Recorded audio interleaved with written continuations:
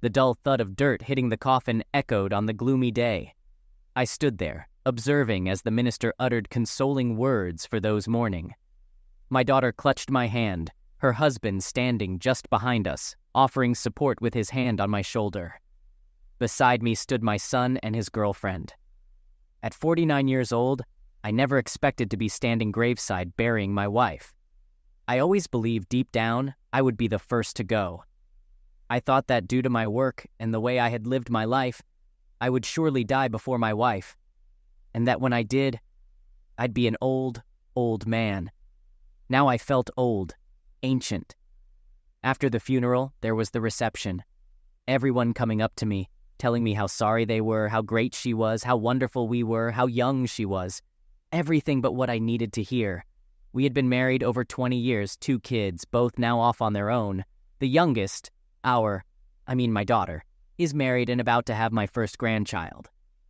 The oldest, my son, is working in New York City in the financial district. Both are doing well with all the people at our house. I guess it's my house now.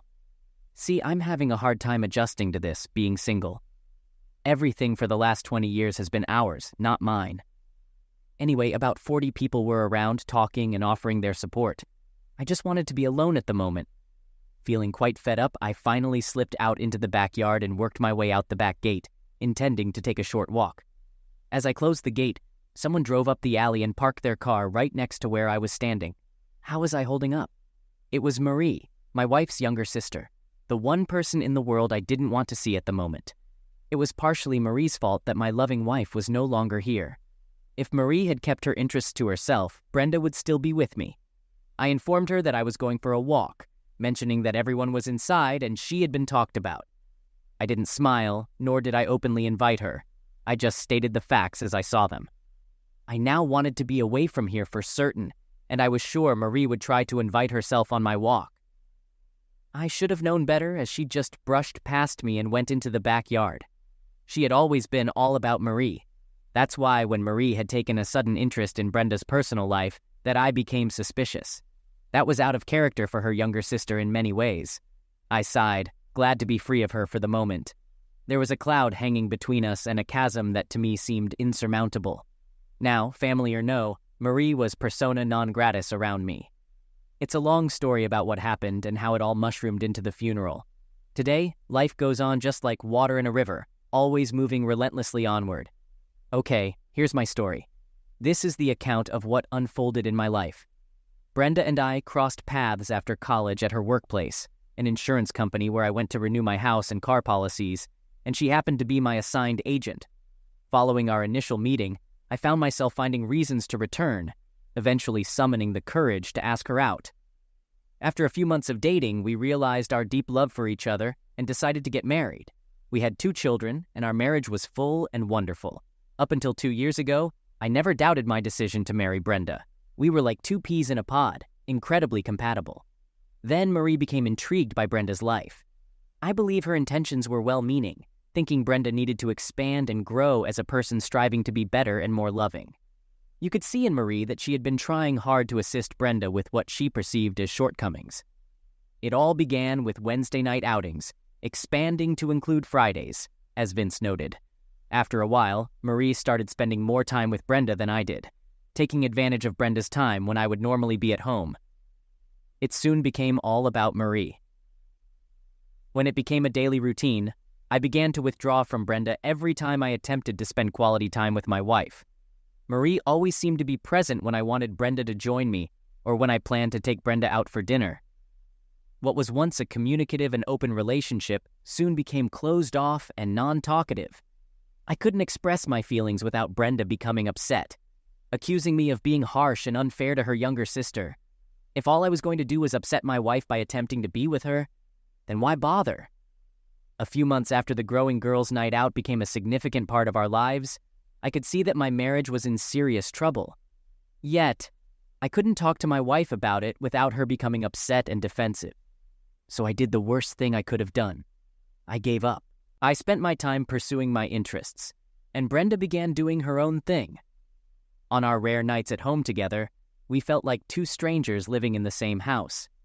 Then one night, or rather early morning, It all started the night before everything went awry.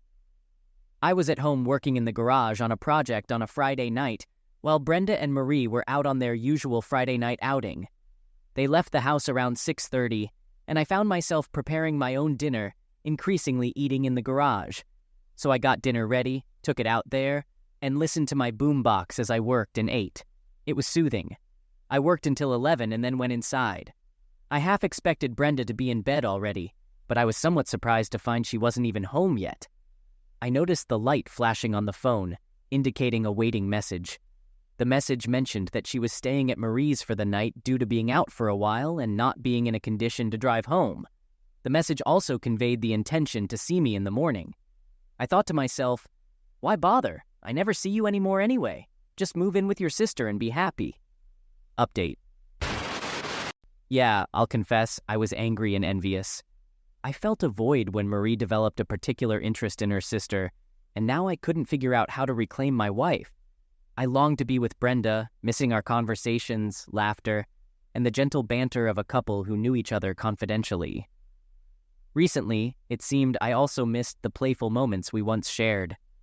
After replaying and deleting the voicemail, I overheard men's voices in the background at Marie's house with my wife, and it sounded like a party.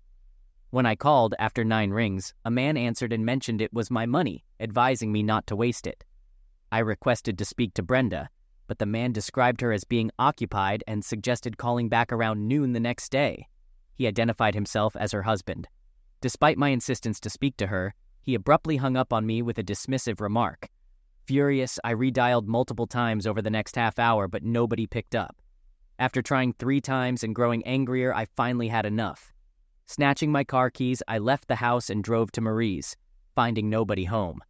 Then I recalled I had dialed Brenda's cell phone. I had no idea where she was or who she was with.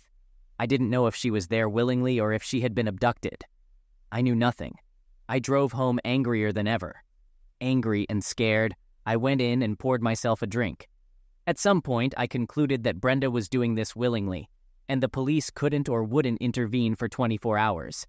I even considered that Brenda had invited the men. My mind played tricks on me, worsened by drinks. In the morning, I woke with a pounding headache and dry mouth. After a shower and getting dressed, I took some aspirin. In the mirror, I saw a man with a haunted, lost look. After a light breakfast, I waited for either a phone call or Brenda to return. Around 2 o'clock, she pulled into the driveway, looking great in one of my favorite dresses, slinky and tight-fitting, revealing lots of leg and a bit of chest. Brenda had only worn it on special occasions with me, and even then, only if she intended for a late night. She explained that she hadn't come home the previous night, citing an evening with Marie involving a few too many drinks. By the time they reached Marie's place, she was too tired to drive, so she stayed there. Brenda mentioned crashing at her sister's place, sleeping until a little while ago, taking a quick shower, and now being back. Observing my demeanor, she inquired about my apparent upset, asking what was wrong, mentioning my name. I expressed my concern, mentioning that I had called her cell several times the previous night. After the first call, the person who answered informed me that she was occupied. I identified myself as her husband, but he promptly hung up. Subsequent calls went unanswered. Observing the dress she was wearing, I couldn't help but wonder if she had worn it for someone else. Additionally, I questioned where she had worn it, as when I went to Marie's, neither of them was there, and her place was dark. Brenda took a seat, but unfortunately, she missed the chair. As I spoke, she turned, reacting to the news that I had called, and a man had answered her cell phone, turning white in the face. It seemed she miscalculated the distance to the easy chair, landing about a foot or so away. Despite being on the floor, she remained motionless, hands on her face and tears streaming. Unable to bear the situation, I perceived her shame, and it was evident she had done something regrettable. Frustrated, I rose and stormed out to the garage. I locked the door, cranking up the stereo as loud as I could stand it. In those couple of hours, I accomplished little beyond venting my frustration by crushing things around and cursing at Marie, Brenda, and the person who answered the phone the previous night. As I cooled off and silenced the stereo, I pondered the unraveling of my marriage, attributing it all to Marie. In my perspective, Happiness and love between Brenda and me had thrived before Marie, but she had driven us apart. Now it seemed Brenda sought happiness or satisfaction elsewhere, possibly from another man, or worse, multiple men. During my time in the workshop, the realization sank in that I likely lost Brenda for good, heading towards a divorce. Returning to the house, I found myself alone, assuming Brenda sought solace at Marie's. In our bedroom, I was shocked to see Brenda's dresser drawers open and empty. Scanning the closet, I noticed only a few sporadic items, hardly worn anymore. She had left me. Given it was a Sabbath, online banking was my only option. I went online, strategizing how to rearrange finances to safeguard myself if Brenda opted for a permanent departure. I was determined not to suffer financially after years of diligently building a substantial savings and bank account. Subsequently, I reached out to a friend who had experienced divorce, scheduling a meeting to discuss Brenda and me.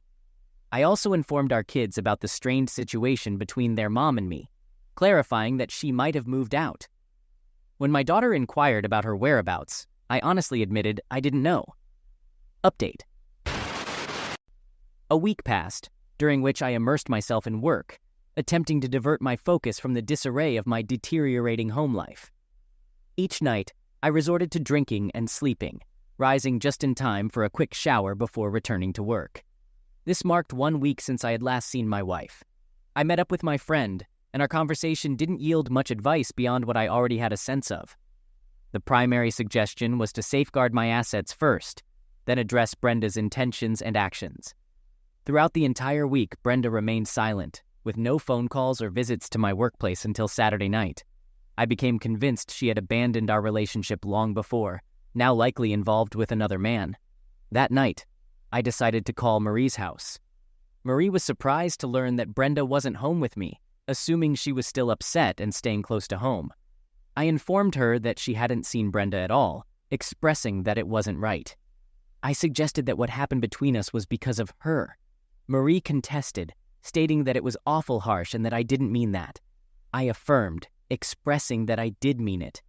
We were fine until Marie started taking Brenda out every Wednesday, Friday, and Sunday night. I conveyed that her girls' nights out had ruined us, and I hoped she achieved whatever it was she was aiming for.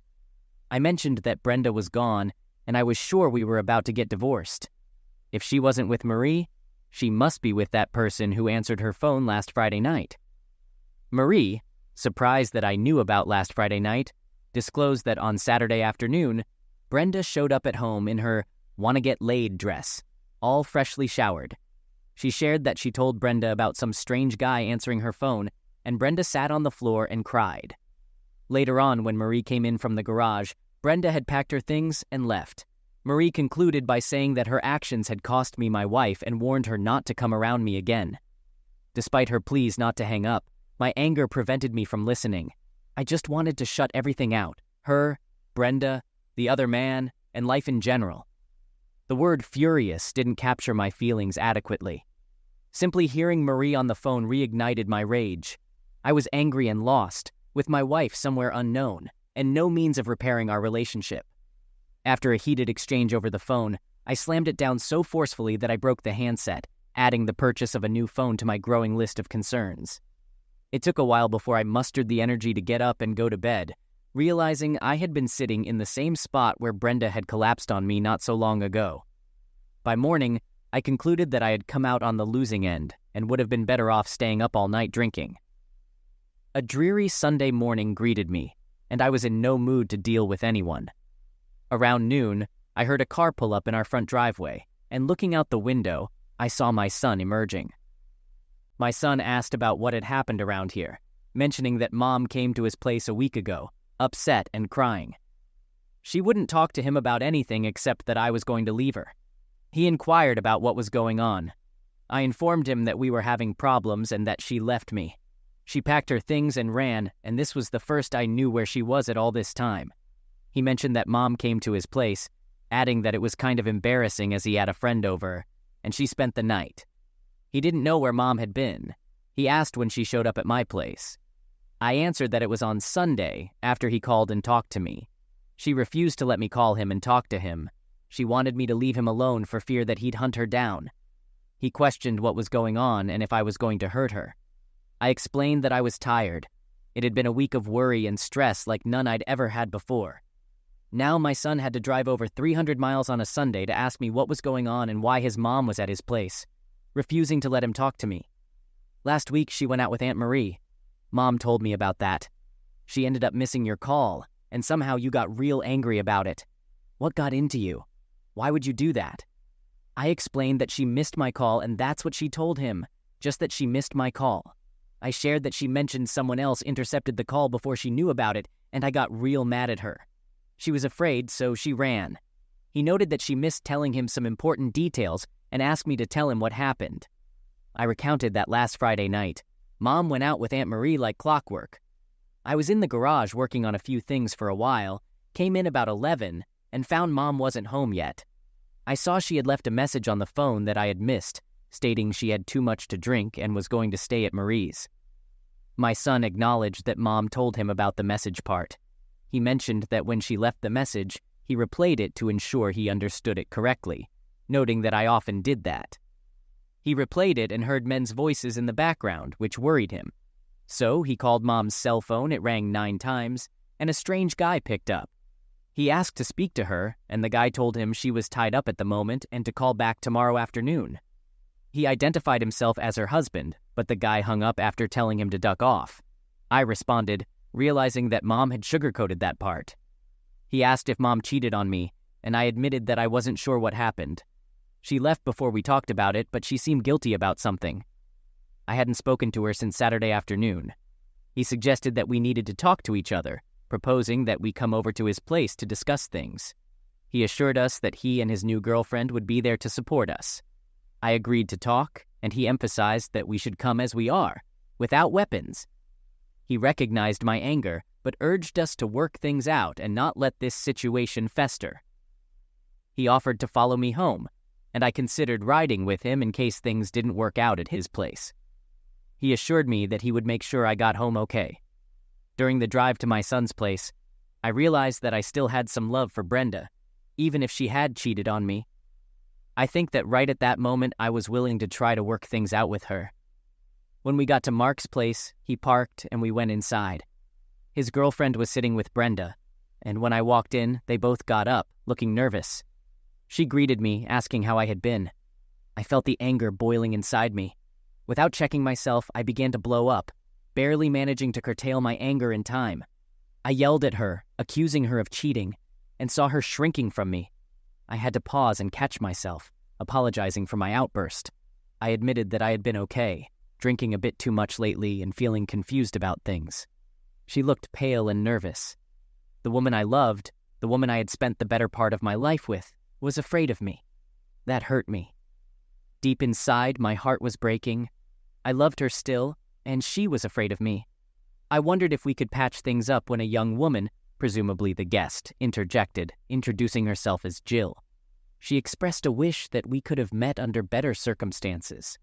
I took her proffered hand and shook it gently, responding that I shared the same sentiment and hoped we could get to know each other a bit more.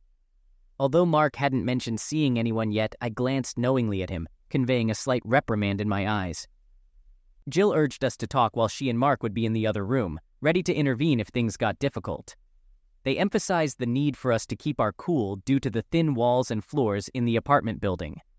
After Mark and Jill left, Brenda began to explain things to me, expressing sincere apologies. I responded by asking if she had something to be sorry about, questioning if she had slept with some guy. She clarified that it wasn't exactly that, and I pressed for more information. I confronted her about sleeping with more than one guy, and her revelation stunned me. I was flat out shocked. This was not the person I had married years ago, and I felt like I didn't know who she was anymore. She admitted that she didn't do this openly and freely of her own choice. She explained that she was drunk and had consumed too much drinks that night. Marie had been pushing her for weeks to get out, and perhaps loneliness played a role. She couldn't fully understand how it all came about, but suddenly found herself on a bed with 2 men. Initially, it started with just one guy, but by the end, she had been with all of them. Marie was there too, and by the end of the night, she had been with all of them, including Marie. The guys had arranged it in a way that she didn't consider it spoliation, and she was drunk enough not to think about the consequences until it was far too late. Her revelation hit me like a ton of bricks. I had expected to hear she had cheated on me. I hadn't figured more than one man, nor her and Marie doing things together either. They were sisters, for Christ's sake. I sat there not knowing what to say. Our talk had taken about 5 minutes so far, and we were already into the part about her having been with other men. She wasn't hiding I didn't think she was hiding anything from me. She must have read my mind. She expressed a willingness to tell me whatever I wanted to know, sharing that she wasn't sure how everything came to be and when she became involved in it. She admitted to not remembering her wedding vows or her husband waiting at home. At one point, she found herself begging for more, and she described herself as a terrible person who didn't deserve me or even to live. Her sobs overtook her ability to speak, and she collapsed. I observed her, feeling unsure about the person in front of me. Shocked and stunned, I couldn't find the words to respond. The situation overwhelmed me, and I started to feel ill. Update. I started to throw up. I calmed down and was able to settle the stomach with a glass of water. Wiping my face off, I returned to the kitchen table. Brenda was in tears, crying softly. I wanted to go to her and hold her. The problem was, I didn't know if it would be okay ever again. I sat down heavily, wanting to be able to know what to say or ask without getting sick again. She explained that the nights out with Marie were not for scouting men and that it had never happened before. They had gone to a new club and she had been drinking too much. The guys at the club were buying them drinks, dancing with them and complimenting them, making her feel beautiful and playful. The next thing she knew, she called me and left a message that she was too drunk, and they went to the guy's place. I interjected, expressing my frustration, stating that lately she hadn't been paying attention to me. I pointed out that she and Marie were the reason, as they hadn't been letting me even try. I reminded her that I had tried to get her to go out with me, but she had insisted on being with Marie. I accused her of lying to me as the message she left mentioned she was at Marie's place. She clarified that at the time she thought they were going to Marie's place, but the men wanted to take them to their place first for a minute to pick up something. She explained that they didn't think it would be a problem, but ended up getting involved in a regrettable situation. She mentioned that if only she hadn't thought I should have paid more attention to her, she might have been better prepared to fend off what happened. I couldn't contain my frustration, raising my voice as she continued to suggest it was my fault. I pointed out that she had been the one ignoring me, consistently going out with Marie every Wednesday, Friday, and Saturday night. I accused her of pushing me out of her life and taking up Marie's cause to me. I noticed a change in her eyes as she realized she couldn't blame me entirely for her actions. She admitted that she hadn't realized it was her until now and acknowledged that I was right about that part. She recognized that her constant presence with Marie had led to my lack of attention. I questioned if she enjoyed being in such situations, referring to her use of the term "Scarlet Woman" several times. She denied ever calling me a Scarlet Woman or treating me like one, expressing her hatred for it. I learned that she discovered she liked what she did with those men, citing the tastes, textures, sizes, and combinations as factors that intrigued her. She admitted to enjoying the different and new experiences and acknowledged that some of them were things she had always wanted to try with me, but couldn't bring herself to ask. She expressed regret for losing herself in the situation and recognized that she had lost me. She hated that she had engaged in closeness acts with other men, things that should have been reserved for me. I responded with a sense of uncertainty, stating that there might be a chance to move past this difficult time. She seized on this glimmer of hope, expressing a willingness to do anything to be with me and stay married. She promised not to go out anymore unless I was with her, committing to being a stay-at-home wife and doing anything I wanted. I remained skeptical, questioning her sudden willingness to talk and work with me. I raised concerns about her past actions, especially when she was going out with Marie, and questioned whether she would resume such behavior when things cooled off. I emphasized that Marie had driven a wedge between us, taking up the time we used to spend together. I expressed my discontent, stating that I was sorry for her previous actions. I conveyed that I had not fully realized the extent to which she had been ignoring and avoiding me, questioning why she allowed herself to do so. I made it clear that things wouldn't be simple moving forward, highlighting the fact that she had cheated on me and us. I asked about her involvement with other men, emphasizing the emotional toll it took on me. I confronted her about the idea of passing it off as staying with Marie, and questioned if she would have continued lying if I hadn't found out. I expressed my rising anger, and Brenda could see it in my eyes as my voice increased in volume. Mark and Jill discreetly entered the kitchen. In that instance, my son suggested a short break, proposing that either he and I or Jill and I could take a walk. Jill took hold of my arm, guiding me out of my chair. Though I had already half risen, her tug felt powerful, indicating her strength. She suggested that we go for a walk, allowing me to share my thoughts while Mark and Brenda had their conversation. I agreed, acknowledging that it was probably the best course of action in that moment. My anger had been escalating, and it had reached a point where I might have lost control. The diversion provided by the suggestion to take a walk spared us from a potentially volatile situation, but the unsettling thought of what might have happened lingered in my mind. As we strolled about a block, Jill initiated a conversation with me. She acknowledged my anger, expressing that Brenda and she had discussed Brenda's actions while Mark had fetched me. Jill conveyed that Brenda was genuinely remorseful and sorry for jeopardizing her marriage, plagued by guilt over the entire situation. I listened to her, absorbing the information. Eventually, I responded, emphasizing Brenda's significant mistakes. I articulated my frustration, highlighting how Brenda's sister Marie had taken up much of her time that she had previously spent with me.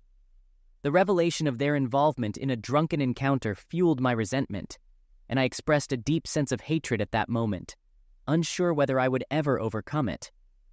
Jill shared a personal anecdote about her parents, revealing that they had faced a similar situation a few years ago when her mom went out with friends and ended up getting involved with someone. Her initial concern for her dad's reaction shifted to relief when they managed to work things out, although she clarified that it didn't necessarily mean they stayed married. Acknowledging the complexity of Brenda's actions, Jill emphasized that Brenda's mistake was significant and had occurred on multiple levels. Despite this, Jill believed that Brenda still loved me. She reassured me that, despite appearances, Brenda hadn't cast me aside. According to Jill, Brenda had made a grave error, finding herself in a situation that spiraled out of control too quickly. Jill attributed such situations to the influence of drinks and medications, leading to lowered inhibitions, peer pressure, and unintended consequences. Walking and talking with Jill, I expressed my perspective on the situation, mentioning that Brenda had strayed while I remained faithful. I also pointed out the impact of Brenda's sister Marie, frequently coming over and taking her away from me. As we continued our conversation, I noticed my anger subsiding, thanks in part to Jill's soft and soothing way of talking. Reflecting on the uncertain future of my relationship with Brenda, I admitted to feeling messed up inside. Despite attempting to sound cheerful, I couldn't shake the emotional turmoil. I acknowledged that part of my struggle involved understanding how Brenda found herself in such a situation. Suppressing my anger, I tried to maintain composure, recognizing the need to rise above any potential righteous indignation. Jill encouraged me to ask any questions I had. Though I attempted to lift my mood, the emotional toll persisted. Jill inquired about the state of our relationship before Marie's frequent visits. I shared that, despite the natural fading of the initial magic in our 20-year marriage, I believed things were fine, perhaps even better than many couples with the time we spent together. In our conversation, Jill asked if I used to take Brenda out frequently. I admitted that perhaps I had taken her for granted, and that Marie played a significant role in driving a wedge between us. I explained that whenever I attempted to spend time with Brenda, Marie interfered, either causing Brenda to refuse or getting upset for taking her away from her sister. I expressed my frustration with Marie, referring to her as the bish at the moment. Jill probed deeper, asking about the romantic aspects of our relationship. I confessed that, given our long history together, I assumed the effort to maintain the relationship was a thing of the past. Jill emphasized the importance of romance, distinguishing it from mere physical relationships. I acknowledged the oversight and recognized the need to express my feelings more, regretting not putting in more effort to make Brenda feel cherished. As Jill continued to guide me through self-reflection, she emphasized the significance of small gestures in nurturing a relationship. I admitted that I should have worked harder to convey my thoughts and feelings to Brenda, realizing that being more romantic might have made a difference. Jill's efforts to make me think clearly were evident, though I acknowledged that Brenda's time with Marie had already taken away the opportunity for equal time together.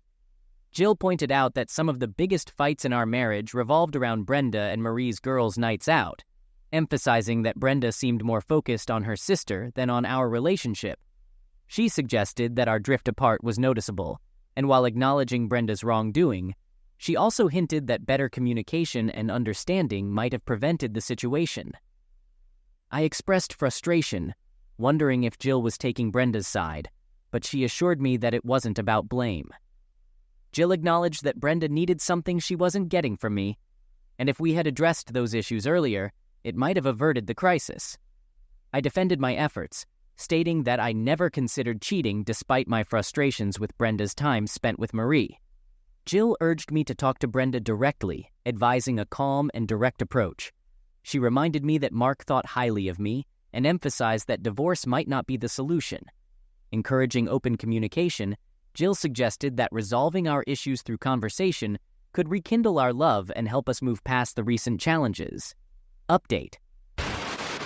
I wish I could exude the confidence Jill showed. She seemed knowledgeable, possibly having learned from her parents' past troubles. Back at Mark's, Brenda was composed, waiting for our conversation. I confronted Brenda about the state of our relationship, expressing uncertainty about where we stood. Brenda admitted she wanted to be with me, but acknowledged the uncertainty of my acceptance after her betrayal. She apologized sincerely, emphasizing that apologies couldn't undo what happened and that we needed to face and address the issue. In response, I conveyed my struggle, not only with the act of cheating, but also with the circumstances involving multiple individuals. I pointed out the hurtful aspect of involving her sister and expressed the pain of trying to win her back while she was unresponsive, only for her to seek a chance after being with others. Brenda regretted her actions, claimed it was never her intention to cheat, and attributed the situation to the influence of drinks. I questioned whether there was still room for me in her life, expressing concerns about the impact of her choices on our relationship. The conversation left us both grappling with the complexities of trust, forgiveness, and the potential for rebuilding our connection. Brenda pleaded with me not to say certain things, expressing her love for me and acknowledging her severe mistake. She admitted the impossibility of undoing that terrible night, expressing her hope for forgiveness and trust in the future. Brenda proposed a trial separation, recognizing our uncertainties about the way forward. As she spoke, a tear welled up in Brenda's eye, indicating her preparedness for my potential decision. I felt torn between conflicting emotions, a sense of satisfaction in seeing her pain, mixed with a deep love and desire not to lose her. Brenda, however, expressed understanding if I chose to pursue a divorce, recognizing her lack of excuses and the inability of her words to prevent my departure. She reluctantly agreed to a trial separation if that was what I thought we needed. Jill intervened forcefully, cautioning against a trial separation that could lead to a swift divorce, drawing from the experience of her own parents. She suggested a different approach, emphasizing the importance of facing the mistake together, proposing separation within the same house to encourage communication, and working through the issues rather than drifting further apart. I remained silent, absorbing Jill's perspective on the matter.